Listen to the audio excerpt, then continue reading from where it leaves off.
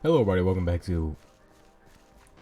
So today we're working on the wattz reactor. Last episode we did some great progress on that. We got ourselves to this point where we have half the stuff we need. The other half is... let me check. I think we just need steel and stuff. But I could be wrong. And then we also need to make this thing. And a bunch of other things. And the core block, so...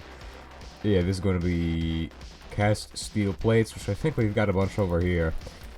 Or not. So I need to cast some more of them, clearly. We'll just run these guys through there. Now we need zirconium, which is something we don't really use much. This is finally going to cost a lot of zirconium. And I do have a lot of zirconium. Let me show you where it's at. It's down here. You get this stuff for mining depth rock. It's a easiest way to get it is just to mine depth rock. And get yourself like a stack of this. And there's a zombie coming. There is a zombie coming. Okay. So I got the zirconium cubes. Now we got to get the steel plates, which are almost done. Probably 12 of them. We need 22, correct?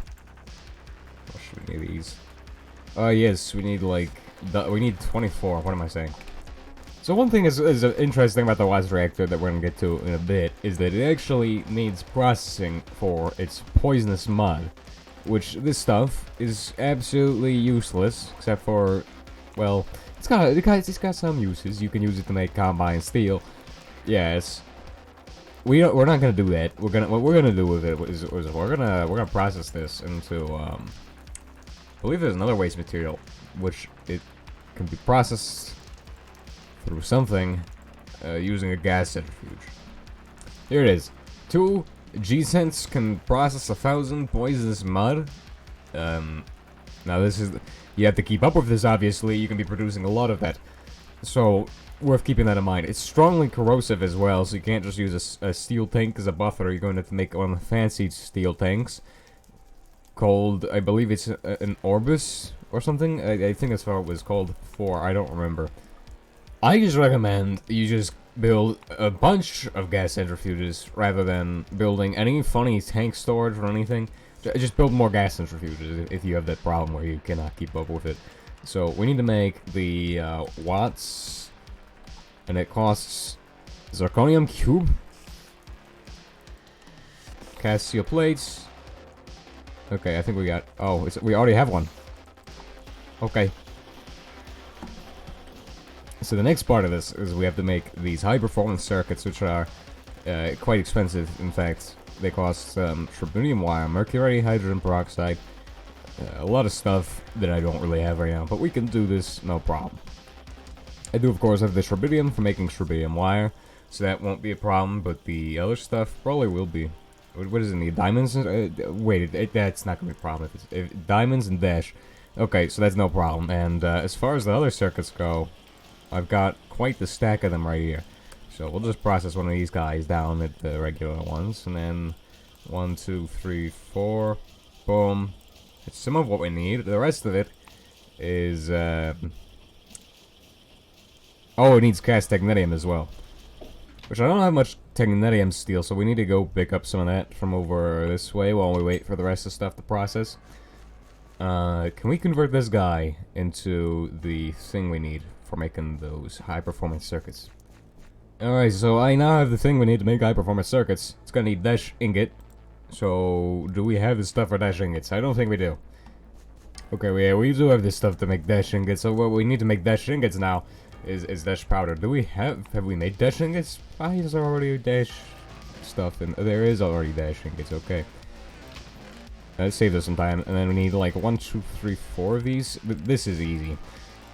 It needs mercury and petroleum gas, don't it? No, it needs hydrogen peroxide and mercury. Should not be a problem at all. That should not be a problem at all. We need to hope we have at least 2 ingots to this, which we do. This is very, very radioactive stuff, so we better get the wire making stuff. Alright, time to make some wires. Why am I making wires in there? Well, I don't know if we can make wires of it in... Okay, we can actually make wires of it in there.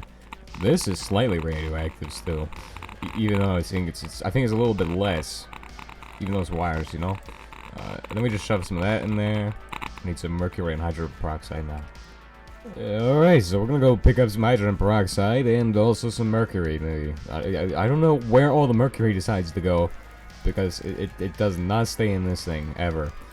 So I guess we'll grab 3 of these and then as much hydrogen peroxide as we can carry, and then we'll just dump it all into that chemical plant. And there we go. Now we're making our circuits. Our technetium steel. I have completely forgotten about doing that, but there should be no problem. We should have technetium on site. If not, then I've done something horribly wrong. Probably.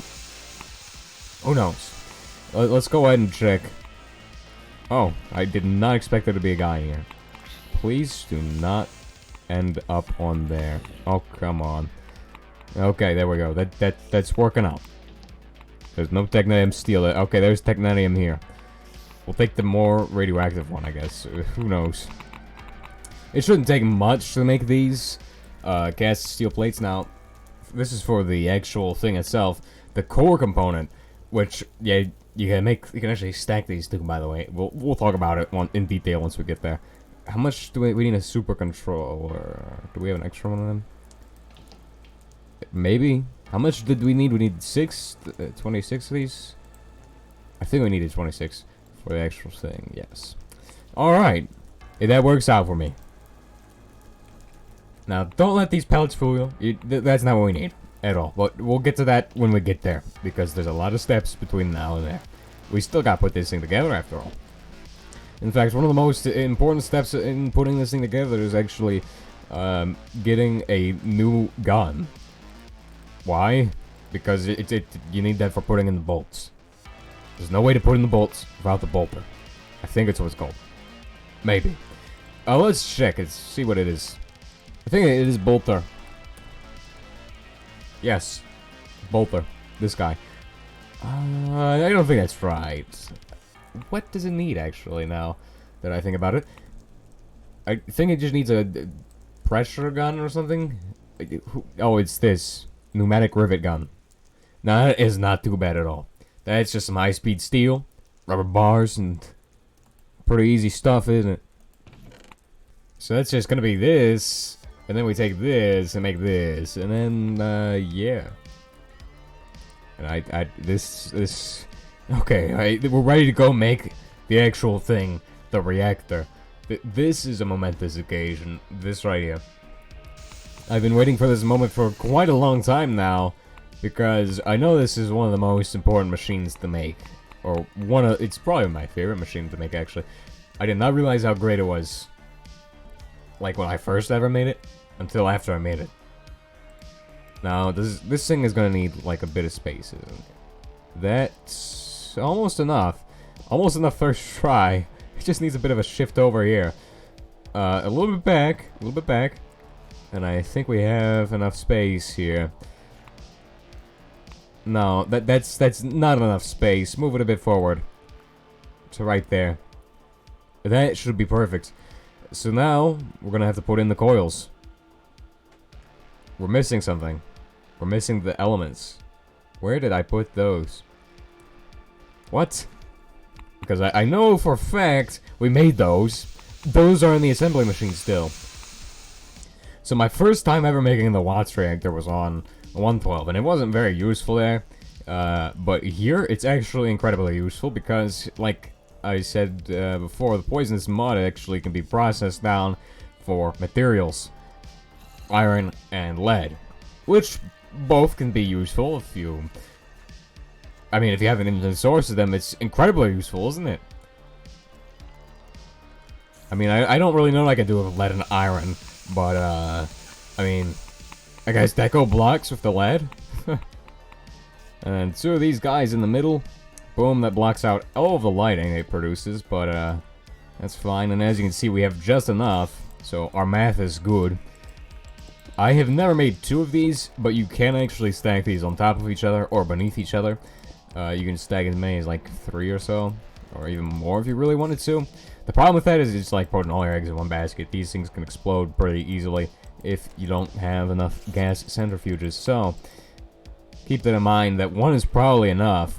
You probably don't need more than one. But, there's some crazy people out there who, for some reason, decide to make more than one. Now, here's the fun part. Bang! Bang! Bang! Nice. Now, to do that, you're gonna need high-speed steel bolts. That's why we made them.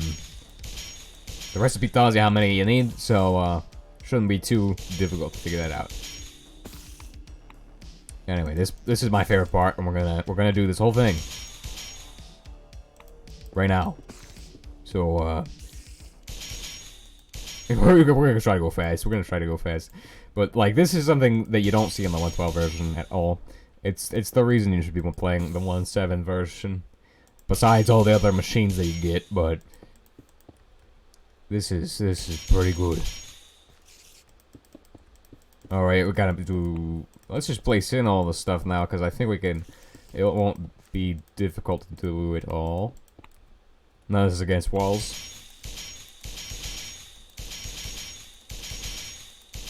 This is just so fun.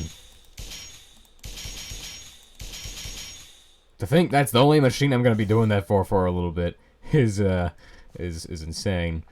But now we're missing one crucial component to turn this thing on, which is the pressure pump. I don't want to make that today.